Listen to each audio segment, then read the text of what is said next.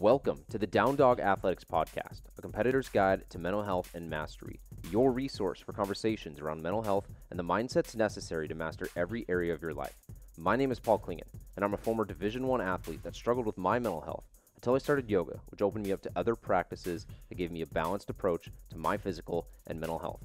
The goal of this podcast is to inspire others to do the same, train and compete like an athlete, while also having the ability to slow down and practice stillness. When you can do both, you find balance and evolve into a greater version of yourself.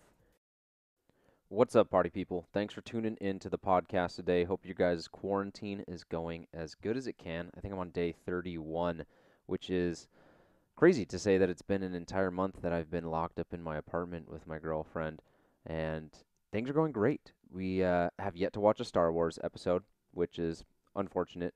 I've watched more Bravo than I ever want to watch again.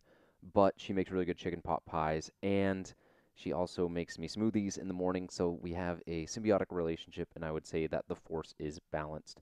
I hope you guys are staying sane all the same, and before I get into today's guest, just want to share a few things that I've been working on from a Down Dog Athletics perspective, and then also encourage you guys to subscribe to the podcast, leave a 5-star rating and review, helps me grow the podcast and get people like today's guest on and continue to really share this message of a full mind, body, soul connection, and knowing that all three are really important to train. From a Down Dog Athletics perspective, really continuing to pour into the YouTube channel, continuing to pour into my Down Dog Athletics method, which is an at-home training program that you can get a 2-week subscription to for free, and then it's just $4.99 after that. And there will be some yoga for athlete stuff going on with that. I'm also doing on Thursday evenings at 6 p.m. a yoga for athletes on Zoom, and you can sign up for that and register. I'll just go through my social media, Paul_Klingen. Really just trying to create as many different ways for you guys to get free access to workouts, and if it's something that you love and enjoy, really would appreciate the support. It's been a crazy time here, but one of the things that I really love, if you can find things to love during this crazy time, is creative constraint and narrowing your focus and allowing yourself to really hone in on what you can control and then diving all into that. And so for me, it's been a ton of video creation, and that's living on my website, downdogathletics.com. You can try the Down Dog Athletics method or go to YouTube and get a bunch of free content there. Now I'll go into today's guest, and Nathan Kohlerman is someone that I've been following for a really long time, and I was really inspired by one of his posts where I was like, man, I got to get this guy on the podcast. And he talked about his mental health journey. He battled with addiction as a teenager, and this particular post, he was talking about his story. He goes into this in the podcast, but being a bodybuilder and not being able to play with his daughter, and thinking that bodybuilding is the pinnacle of aesthetics, yet you can not bend over and scratch your back, and is that really the way to think about health? And so really appreciate him coming on and sharing that story along with so many others. He's the founder of NeuIntention, and their mission is going to be to redefine human optimization with the mind, the body, and the soul, which again, is a huge thing that Down Dog Athletics is all about. So I love connecting with like-minded individuals. And then if you check out his Instagram, he's doing some awesome things with the kettlebell, with animal flow, a lot of really smart mobility practices, and just someone that if you're in the, I believe, Scottsdale, Arizona area, be sure to check him out. You're going to love this podcast because he goes into so many different topics, and he's a breadth of knowledge, not just in the fitness space, but also we talk about different things like hypnotherapy. We talk about mental health. We talk about trauma, addiction, and it's really cool to see a guy like him all tatted up, real muscly, beast, but at the same time be able to be vulnerable and be able to dive deep into some really mental health topics. And so that's why I love having him on. That's why I knew he would be a good guest, and that's why I know you guys are going to love this podcast. So without further ado, here we go, Nathan. Nathan, what's up, my man? Thank you so much for coming on the podcast. Hey, thank you so much, Paul. Appreciate you, man. Really excited for this. Yeah, so you're down in Scottsdale, and has the hysteria set in down there yet? I'm not sure with the sunnier weather and maybe the different community, but I'm in Seattle, man, and it is locked down tight. Yeah, I mean, the hysteria is growing. We have some more COVID-19 cases day by day, but we haven't been put down on full quarantine.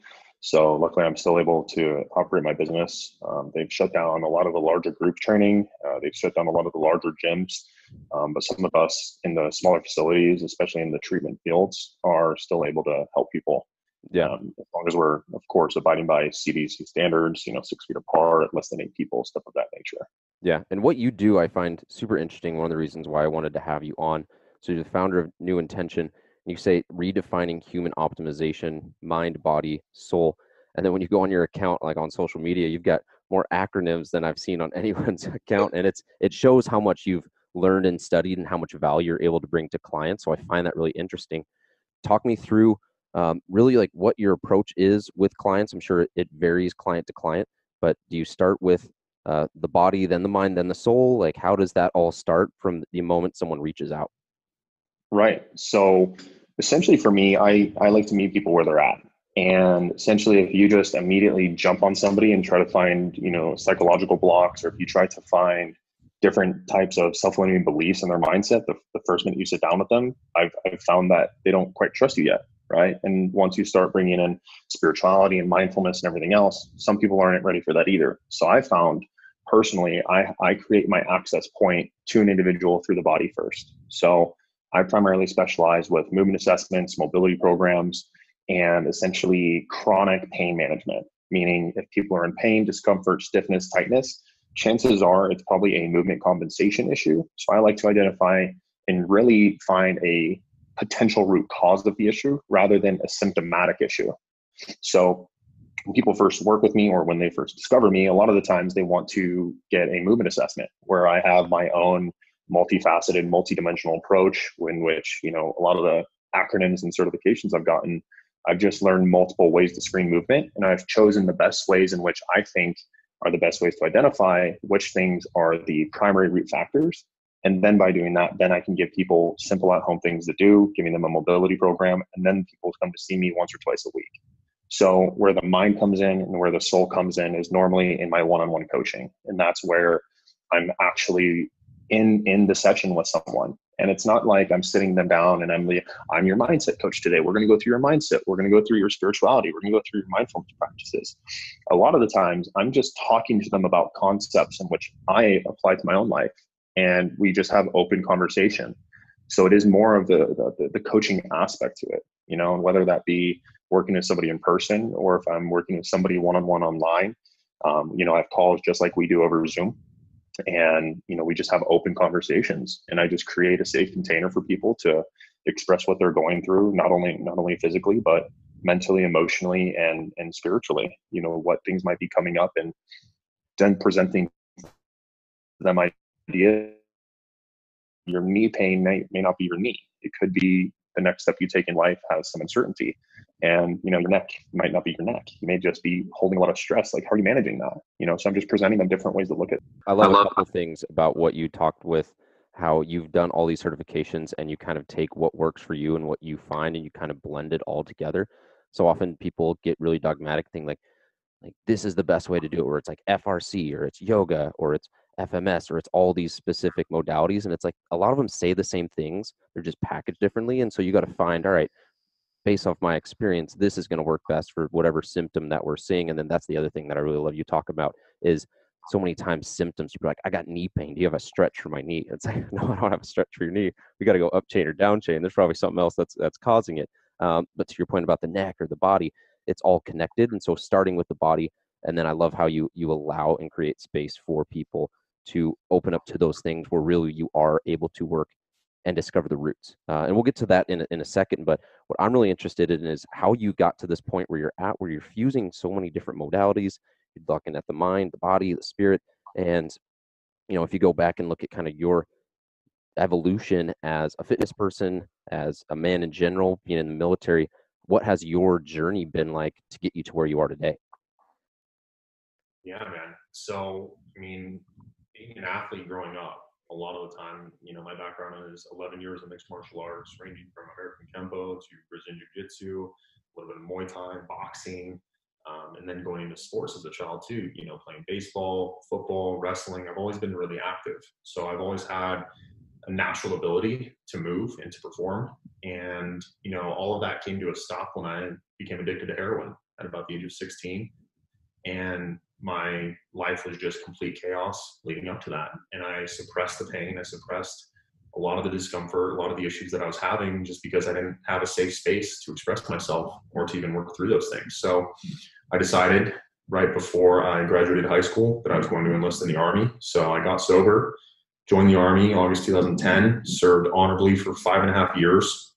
And throughout that process, I got very interested in the Army Combatives program, because that's what called home to me. And then it was in Korea, I actually ended up getting in trouble. And that's kind of when I started going to the gym, and I found fitness and more of the traditional sense of, you know, bench, squat, deadlift, and immediately I just fell in love with it. And throughout this whole time, you know, going through the military, I ended up discovering competing in bodybuilding, and up to my largest weight possible, I was about 253 pounds, but I couldn't scratch my back. I couldn't sit on the ground and play with my daughter. I was in just complete disarray of anything that really meant healthy, because I thought an image is what created health. But, you know, leading all the way through those cycles, you know, going from the military into bodybuilding and then trying powerlifting and experiencing a very severe hand injury, you know, once I was medically discharged and personal training for a year, so having this hand injury, going to the hospital and having, you know, 3 back-to-back surgeries on my hand, you know, having a 4 flexor tendon laceration repair. I got my radial artery repaired, my median nerve repaired. I still can't make a full fist with one of my hands. I still can't feel, you know, 1.5 of my fingers, the index and the inside of my middle. So when I went to the hospital, they saw that I had also severe liver toxicity, an acute kidney injury, and I still couldn't move. I still couldn't play with my daughter. I couldn't scratch my back. I couldn't even take care of myself. So once that happened, that was my last straw. You know, I started having suicidal ideations. I went into a severe depression. I had, you know, severe anxiety come up just because I lost my hand. I didn't know if I was going to be a bodybuilder. I didn't have a degree. I only had personal training certifications, and that's all I knew. So I knew something had to be done. And throughout my hand rehab, you know, I had some great therapists and, you know, very encouraging people in my corner. And it was actually one of my clients who reached out and introduced me the Landmark program, which is actually a personal development, self-transformation program. It's nationwide, and in reality, it's now looking back, you know, there's a lot of other things out there, but where I was in that time and place, it was exactly what I needed. So it actually taught me how to look at the stories I was creating, looking at past trauma, looking at my self-limiting beliefs. And that led me through their advanced program, where I learned how to communicate my emotions, where I learned how to make eye contact with people, which is something I never had because I didn't feel good enough or worthy to look people in the eye. And, you know, just one course after the other, after the other, after the other, after my injury, I just wanted to learn how to heal myself. So, you know, going through that program and being able to heal myself and kind of retrain the way I started thinking about myself, I started understanding what my true potential was. So then I just dove headfirst into the education in ways I wanted to serve. And really, I found everything I have in how I serve others by trying to just heal and fix myself, essentially. Not like I was broken, but I didn't know how to use my body. I didn't know how to correct an issue if it came up. I would always have to depend on somebody else. And I was tired of that. You know, I couldn't afford to go to physical therapy 3 times a week for 12 weeks, even after my insurance was up, even after they wanted me to still keep going. And I was just lucky enough and fortunate enough to find a lot of the things in the industry that are some of the best tools and techniques that they're using in rehabilitation and what they're using in post-rehabilitation, rehabilitation. And these are more newer concepts of the last 10 years. It is the prehab process, getting ready for a surgery, the post-rehab process, bringing somebody from rehabilitation back into fitness. And through DNS and FRC, those are the 2 systems that I use the most in terms of corrective work to mitigate injury and to optimize performance. And just the personal practice of mine with kettlebell training, steel weights training, and animal flow, which those 3 things are what have enabled me to perform the way I can now, regardless of my past history or my injuries. So, you know, from a very long story condensed, you know, from my addiction all the way to my education, those are all the things that have created a more well-rounded approach.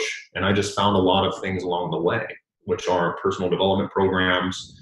I've done yoga retreats, mindfulness retreats. I've really started looking into different ways of self-healing modalities, breath work, cold therapy, anything that would give me a dual benefit, meaning it's not just going to heal my body, but what could I take away from that experience to understand what was happening in my mind and the way I was really showing up.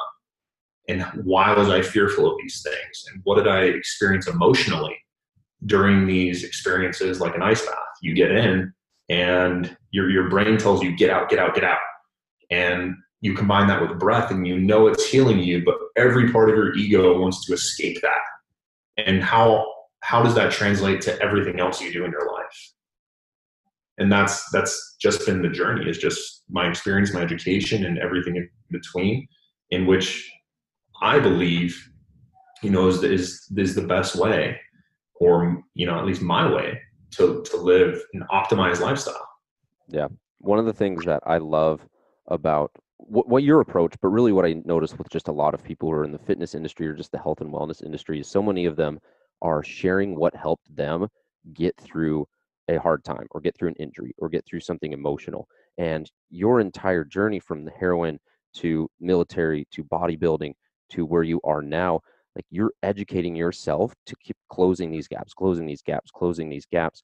And now, because you've closed so many gaps yourself, now you're able to go and say, like, hey, I can help you with this, this, this, and this. And that's what I love about your approach, and what I see a lot of really good people in the industry doing is it's almost like the people who have overcome the most are the people that can deliver the most value to people.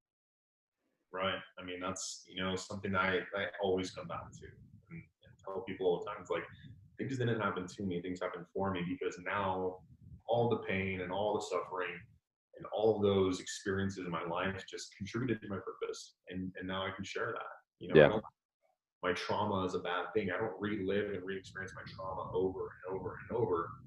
I just use that as the gateway to have a more empathetic understanding of like where somebody else is at. 100%. And like, The one that I want to dive into, and there's a bunch of things within your story that I find fascinating, but the first one is heroin.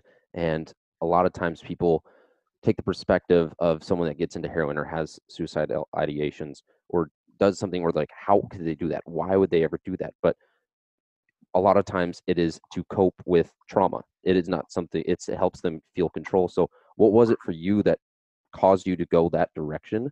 And maybe just talk a little bit more about, like, maybe like educate people on what you learned getting through it and what led up to it. right.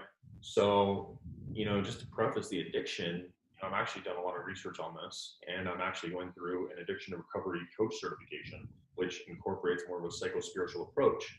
And looking back at it now, I was using it to cope with the disconnection of my identity, because, throughout the entire process, through childhood, going through abuse, and then going into, getting bullied, and then going into high school, and then having friends, but then losing my family because my parents got a divorce. I held myself responsible, and then I didn't feel a sense of belonging ever since I was a kid when I was bullied. Parents got divorced, so I didn't have a sense of belonging there. Started getting kicked out of high schools because I was fighting, so I didn't feel like I belonged inside of a normal school. So I ended up getting mixed into the wrong crowd. And when it was presented in front of me, I really didn't even know what it was. But the minute I smoked it, the minute I smoked heroin for the first time, it's like I felt nothing. And it was the addiction to feeling nothing, the addiction of escaping my own reality more than anything else. It wasn't a drug addiction at all. Like, we as humans, addiction is human nature. We find something we like and we get addicted to it. What do we do with our cell phones every single day? We pick it up, it lights up, the notification goes off. What do? We check it, we check it, we check it, we check it, right? If something makes us feel good, it's just human nature to keep coping with that over and over and over. But what I found through my addiction was, and what got me out of it, was looking at it and asking myself, is this elevating me or is this suppressing me? Is this going to take my life forward? Is this holding me back? And it wasn't until my mom and my sister sat me down and told me that if you don't stop what you're doing, you're going to wind up in jail or you're going to be dead. And just thinking about that, I was like, wow, Like I've never even thought about death, but now I've actually have this fear of death. And I know that if I keep doing these drugs, it's going to lead to that death.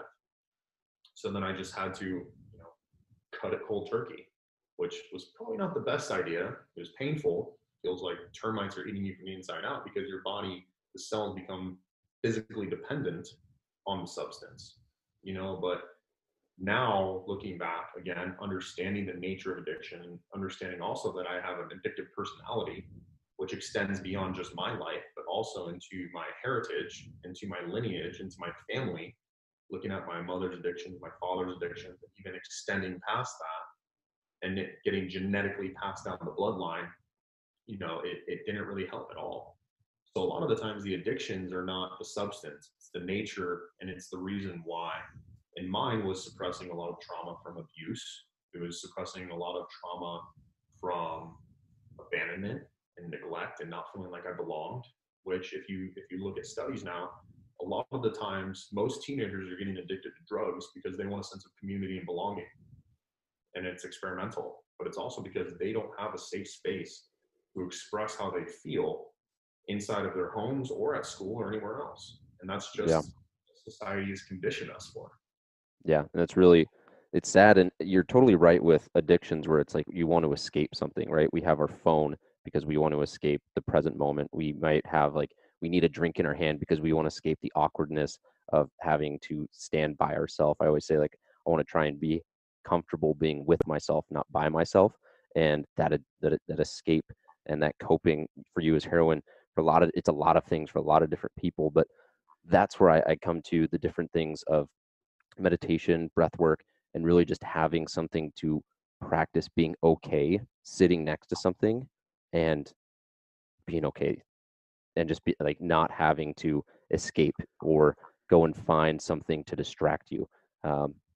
And the thing that I really find interesting too, and I know you follow, I think Maston Kip, I saw you followed him.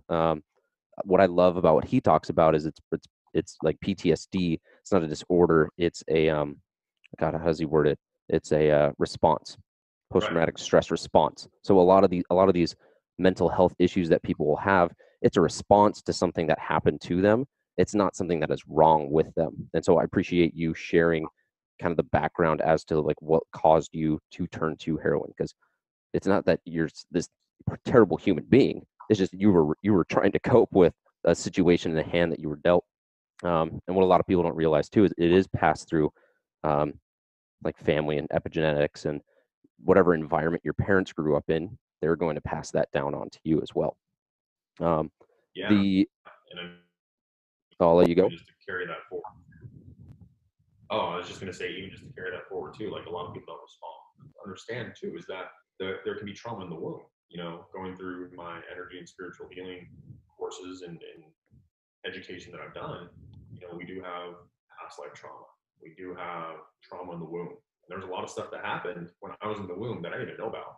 And now looking back, I'm like, oh, that makes sense. I've never been safe.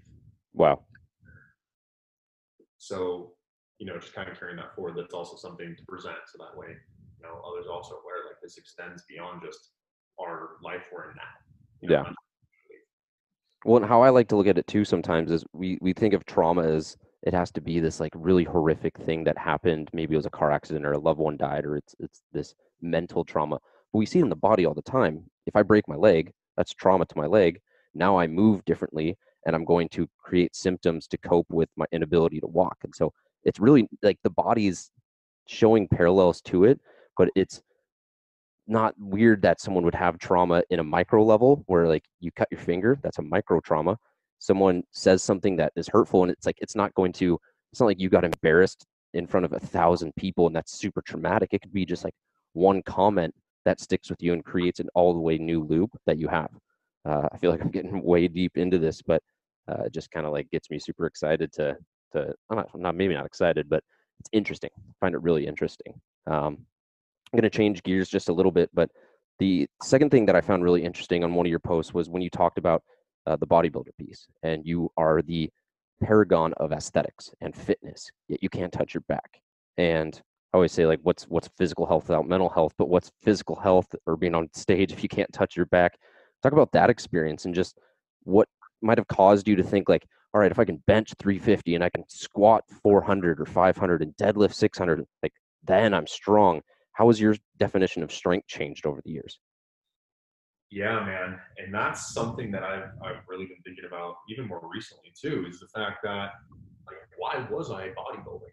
It was presented to me more recently, like, hey, you should do another show, just to show people that regardless of your injury or regardless of what doctors say, you can still do it. When internally I already know that I can. But like looking back, I'm like, do I really want to go through that again? And then I started thinking about why I really was doing it. And I was doing it for control and power, right? Because coming from a background of being picked on, being bullied, not having any friends, and then going into high school and then becoming popular, becoming an athlete, and then having that belief that once I can perform or once I look a certain way, then people will love me. And that kind of ever since then. So once I got, pushed into this, drug culture, gang culture, whatever you want to call it, then they were using me to fight, right? Once I can perform and once I can do something, once I can control and once I have power, then people will like me. So it was just things that I experienced in my teenage years that carried over to feed that part of me. So, once I started getting into bodybuilding, I started realizing like, well, I'm getting bigger, I'm feeling good, I'm feeling powerful. Girls are chasing me, bikini competitors, like, whoa, awesome, you know, and I just felt like crap, to be honest. So because I was physically hurting and stiff and uncomfortable, I treated everybody else like crap. And in some way, shape, or form, in my head, I thought it was okay because I'm like, what are you going to do? What are you going to say? I'm bigger than you, and I'll just smash you into the ground. Again, Yeah. I can say whatever I want because I can control you with the way I look, but inside I feel like shit. So like building up, building up, building up, building up, 232 pounds, 242 pounds, 253 pounds, and my daughter asking me to sit on the ground and play a puzzle with her or do a puzzle with her. She was like 3 at the time. And I literally could only sit down maybe for 10 seconds and my back started lighting up. And my daughter was just destroyed. And I was like, baby, daddy has to get up. I can't play with you. Like, and then walking away from that, I was like, damn, like, is being this big, like, good for me? Like, I can't even be a dad. Like, Yeah. what point is this getting out of hand? And then I really started reevaluating, like, wow, well, maybe I should just stop. Maybe this is my last show. And then as fate has it, the next week I fell through the counter, ripped my whole hand open, and bodybuilding was out the window. One of the other things that you've talked about too is all the different therapies that you've done. And it's not always like a physical therapy that you're going to see. It might be an energy, might be a spiritual. How does that all fit together for someone who maybe understands like, okay, a physical therapist makes sense. I got to go see a physical therapist. When you're recommending these different modalities, um, what's the best approach that you've found to get someone to maybe open up their eyes and see, like, I don't know if you've seen Goop with Gwyneth Paltrow, and they have the energy healer, right? And I'm watching this, I'm like, this is so cool. And other people are like, that's fake. There's no way that like they're actually like bending that way. How do you kind of like suspend disbelief for a second and get people to maybe buy in a little bit more that there is something to it, right? We only know whatever percent of what's in the galaxy or whatever percent is in the brain. Like maybe it's possible that in that other 70, 80, 90%, this does exist. Yeah.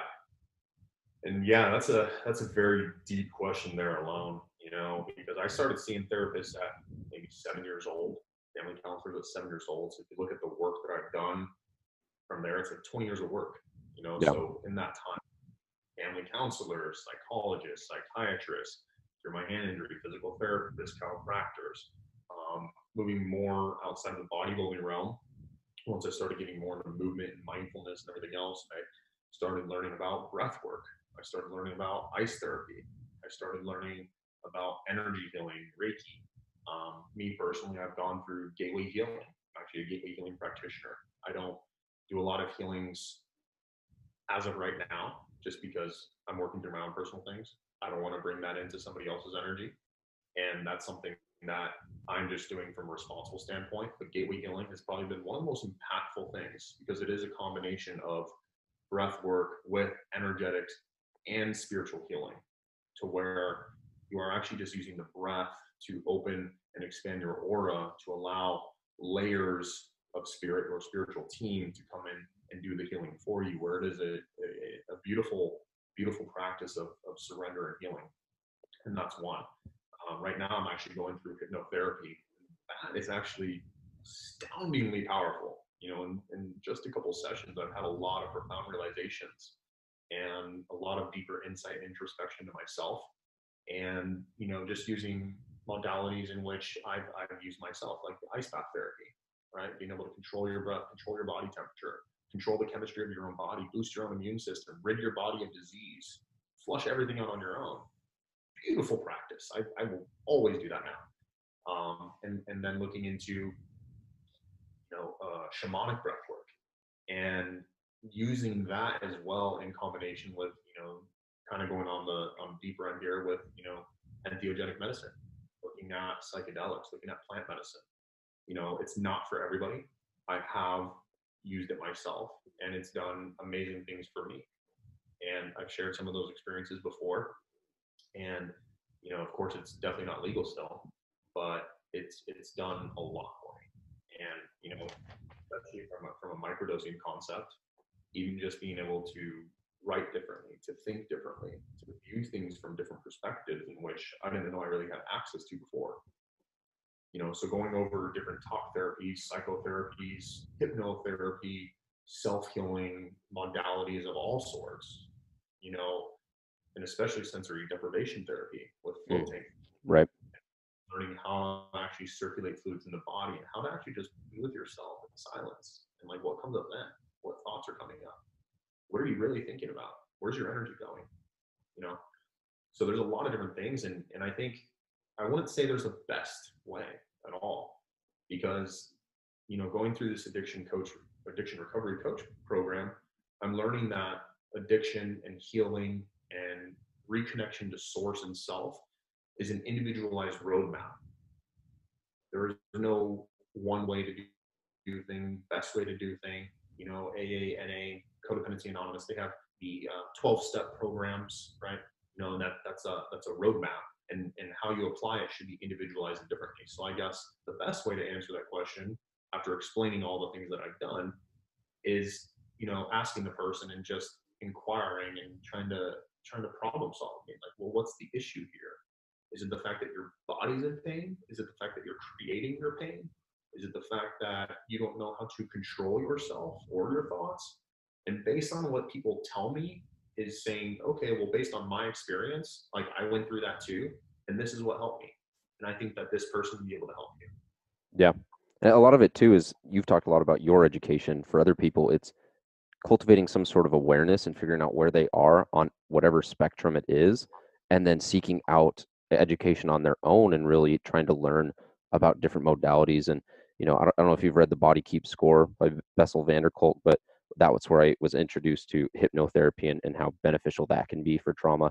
And that's super cool. The psychedelic thing, I think, is something that is almost like the same way 15 years ago people were getting like what, iPhones maybe back then. Like there's like the early adopter curve, and then there's the large majority, and then the late curve.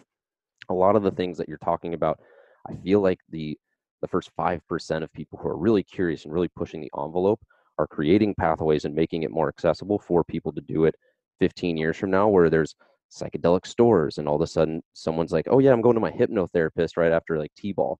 And it becomes more normal, the same way we got 12-year-olds are like in their iPhone and iPads. And it's really cool, and it's really interesting. And it's cool to talk to someone like you who has done so many of them and figured out, maybe not figured out, but you experiment with it, with how it all works together. Because you're right, there is no one size fits all.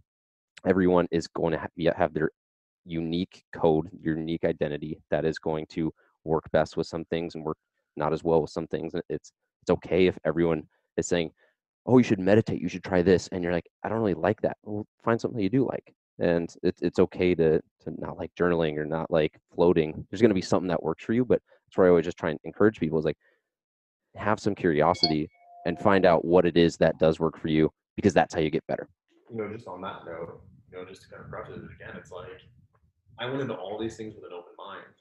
You know, a lot of society and what I've realized and just sharing my experience in the story, like as soon as I start talking about psychedelics, there's this like, get away from me, I don't want to hear about this, right? So again, like, again, like, I cannot stress the importance that it's not for everybody. If whoever's listening is not open to it, I mean, that's perfectly okay. They're allowed, and just having an open mind to what's out there.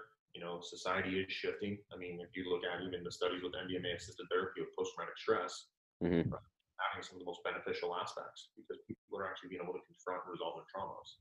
And, sharing a little bit of my experience was my trauma was thrown right in front of me.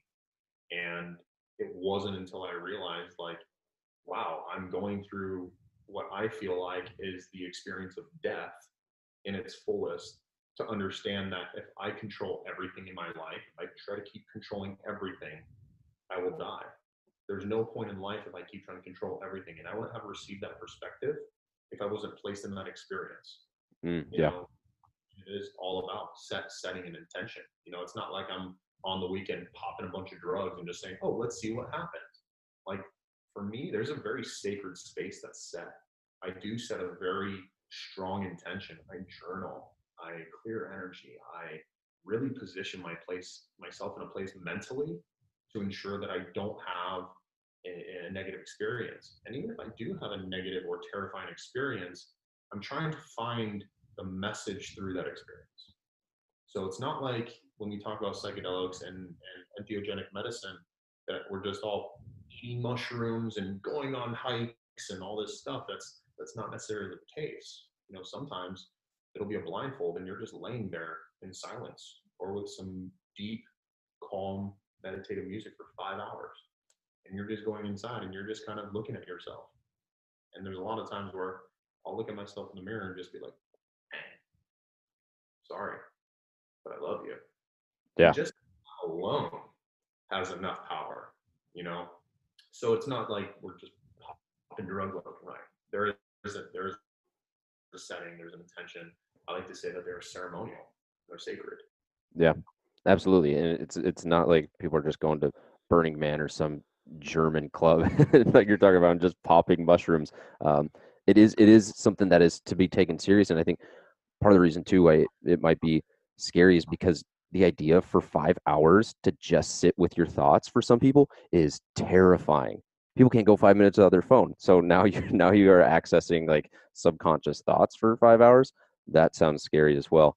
But all really good perspective too, and just like the mindset of like, I see you, dude, still love you, and it's like you're just sitting next to what is, and like that's okay. And I find that that's super cool. I'm going to shift gears one more time before I let you go. And coronavirus, obviously, the biggest topic. What are just some of the tips that you would have for people to stay sane, practice mental health, whatever habits it is, because there's so much isolation going on? And I saw a post the other day where it was like, we have social distancing, but it's actually physical distancing. We can still be social. We can still stay connected. So what are some tips that you've got? Yeah. So I think starting with social distancing is number one, the most important. I'm still working with some people in person. I am trying to abide as best as I can by the CDC compliance, 6 feet rule, physical distancing, making sure everything's sanitary. That is something that I'm practicing rigorously and taking very seriously. I ensure all my clients, I'm saying, if you are around large groups of people, do not come and see me. Like, have enough respect for yourself and enough respect for me and everybody else I work with to do so. One thing that I've been seeing, not as so much recently as maybe a week ago, but people are social distancing, but instead they're just gathering in other areas. Don't go to a park and work out with 20 people running past each other and call it social distancing. All you've done is you've taken yourself and you've just moved all of you into a different area. And sure, keep your groups low, abide by, if anything. But if I open Instagram and I see a story, like, probably shouldn't be having a house party and mingling and other things of that nature. So that's what I would say on that is just be safe, be careful, like, be smart. Like, if you come in contact with somebody, if you like shake their hand, like, wash your hands with soap and water. Don't put on hand sanitizer. It's not going to do anything for you. And kind of moving into this other preventative or mitigation aspect. If people out there don't have a breathwork practice, I would highly recommend it. Breath is what will access certain areas of your body where you can actually detoxify, flush, and essentially cleanse your body using oxygen. Because if you can look into, O2 and CO2 and what the chemical effects it has on the body, it's a very powerful practice. For anybody who's listening, if you haven't looked at the Wim Hof method, I would recommend it. Just because of that alone, it'll boost your immunity, it'll strengthen your mental fortitude for sure. And if you want to partake, go into an ice bath. Now you can start regulating your own body temperature. You can control yourself under stress better. You can mentally start building up resiliency, which is what I think is the most important topic, leading to the last one, is even just going into some type of mindfulness practice, whatever that may be. I actually put up a post today where I had, journal prompts, a gratitude practice, like every morning, things to ask during the coronavirus. And, it can be something very, very simple. Like, number one, what am I grateful for today? Number two, who am I connecting with today? And we can do that socially. We have Zoom, we have FaceTime, we have Skype. We literally have everything available to us. What is one purposeful thing I'll do today? Don't just sit on the couch and do nothing. Do something that will serve a purpose, so that way you feel fulfilled and you're not so empty. You don't feel like you're not productive or lazy, and you don't start mentally and verbally beating yourself up, but you're doing something that is purposeful and driven to keep you motivated through this time. And what expectations of quote unquote normal am I surrendering today? Because now life is not quote unquote normal as we'd like to say, but how can we redefine that? How can we change that verbiage and that dialogue in our head to redefine what normal is? What am I doing today to improve my physical health? That is probably the number one thing you can do right now. Make sure that you're eating properly. Make sure you have tons of anti-inflammatory foods. Make sure that you're drinking plenty of water. Make sure that your movement is there. Even if it's 30 minutes a day, get out and move. Go for a walk. Get in the sun. I would highly recommend barefoot walk in the park in the sun for 30 minutes. I guarantee you will feel amazing. And then, the sixth one, what am I creating, cultivating, and manifesting today?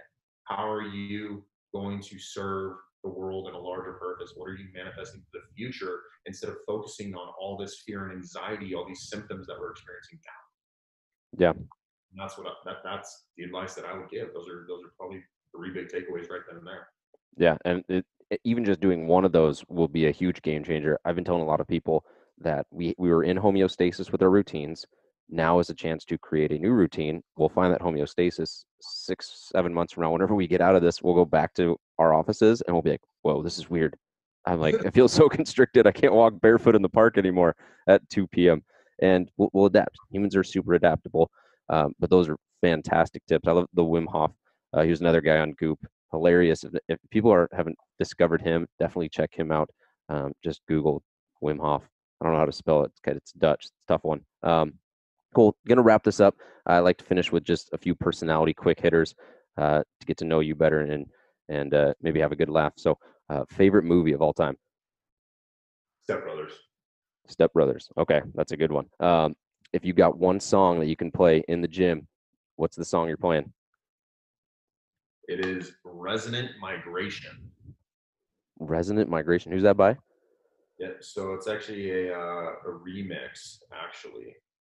So if I pull it up real quick, I can tell you exactly who it is. If you look on Spotify, it's Resonant Migration, the Regen Ataya remix. It's by Liquid Bloom, Diva Doya, and Ataya. Okay.